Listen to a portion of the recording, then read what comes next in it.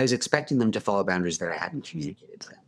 And so then once I said, like, this is how I'm going to work, of course, if somebody continues to text me outside of that time, then I have to be really firm with them and say, like, hey, I told you that's not how I work. So you're not going to be able to text me anymore if you keep doing this. It really resolved like maybe nine of that last 10%. And then there's that 1% that just won't respect the boundaries. And then I have to fire them or find a different person to work with them. Welcome back to our Happy Rainmaker series where point one can make a difference. I'm joined today by Josh Barron, who is a criminal defense lawyer and an avid LinkedIn poster I've been following for a very long time. Thanks very much for joining us, Josh. Thank you for having me. I'm excited to have our discussion. One of the things I was struck by when I followed you and read all of your posts was you don't think lawyers should be staying up all night working on projects if they can avoid it. I think sometimes we overestimate the value of what we can do at 3 in the morning. And it's always at the expense of our long-term health and our long-term, clarity of thought. And what else, if we don't have clarity of thought, what can we do? That's our whole business. Yeah. So we always tell lawyers that clients are paying for their best advice and analysis. And if they're not sleeping and getting a little exercise and a little healthy food and treating themselves well, then, that advice suffers. Yeah. And that book, Essentialism, I don't know how to pronounce the guy's last name, Greg McKeown, I think is how it's pronounced.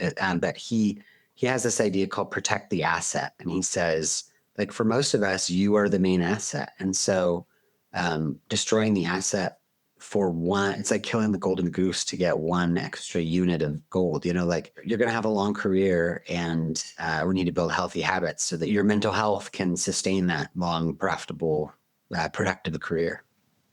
So, on that theme, you've created some boundaries with your clients. Yeah, I mean, kind of going back a little bit before that, my partner retired in 2017. And so we had to kind of decide what kind of law practice we wanted after he retired.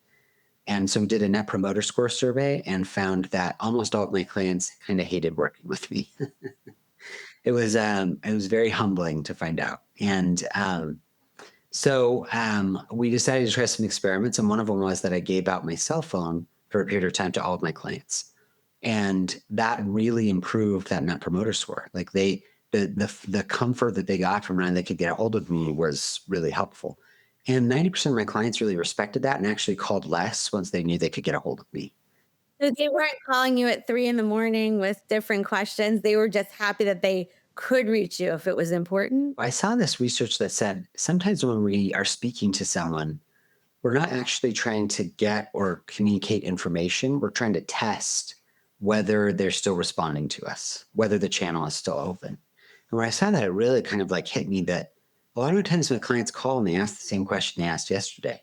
And so maybe they're not as concerned about the information I have for them. Maybe they just want to know that that I'm still responsive. Like, they're just testing that. So 90% of my clients tested it early on, found that they could get a hold of me, and then would be pretty relaxed after that. And it actually reduced our call volume from existing clients. But then there was this other group that would way overdo it, and so then I would respond by, like, I would wait 12 hours before I sent a response, or I would not call them back. I would text them back. And I thought, oh, they know that I'm bugged. They know that I didn't like that they did this way. And I realized they didn't. And so now I have this auto text that if they text me outside of like normal business hours or on a weekend, I just, it's hashtag COMM. And then my phone just like populates this little text that says, look, like, you're welcome to call me or text me between 9 and 5. If you need to get a hold of me outside of those times, you need to send an email to this email address. And I realized, like, I was expecting them to follow boundaries that I hadn't communicated to them.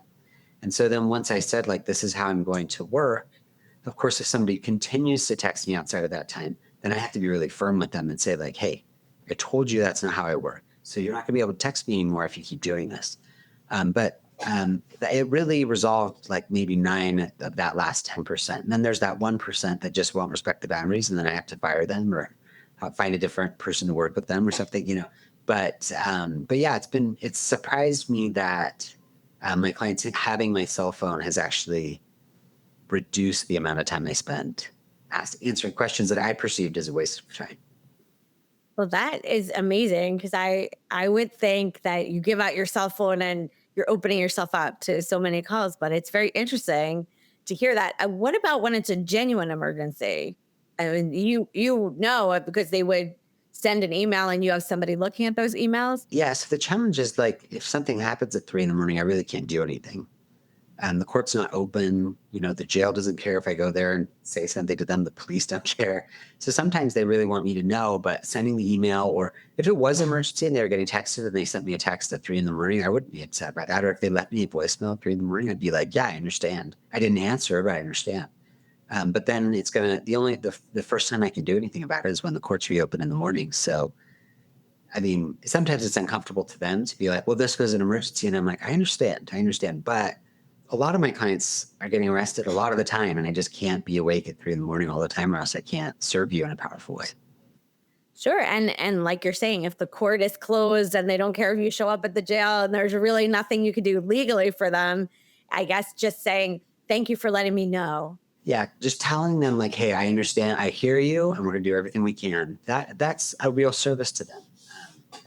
A lot of them really appreciate that kind of simple comfort. Well, it sounds like setting boundaries is something that helps the client too, not just you, and it helps you to be at your best when you are on and you are talking to them. So thank you very much for explaining that to us and being with us today. Thanks so much for having me, Jen. This has been great.